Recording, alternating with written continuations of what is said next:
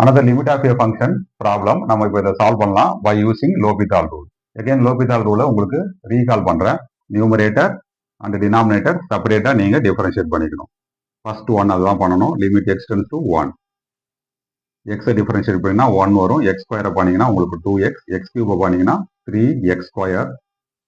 ஒரு சர்டன் லெவலில் இருக்கிற X power n, nth term பண்ணீங்கன்னா n into X power n minus 1. Differentiation of minus n is a constant, so 0.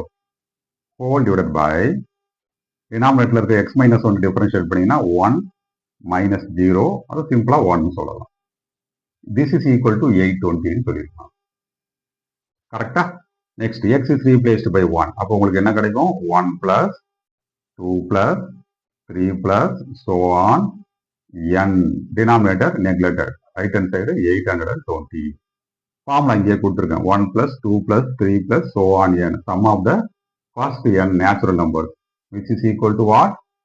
n into n plus 1 whole divided by 2. 2 நீங்கள் cross multiply பண்ணிட்டீங்கன்னா n into n plus 1 equal to 1640. What about n and n plus 1? Consecutive natural numbers. Consecutive na 1 is coming after another. அடுத்தடுத்து வரக்கூடிய ரெண்டு natural number. 1640 எப்படி எழுதலாமான்னு பாருங்க. 40 into 41. This is 1640. அடுத்தடுத்து வரக்கூடிய consecutive natural numbers. அப்போ n equal to what? 40. That's all.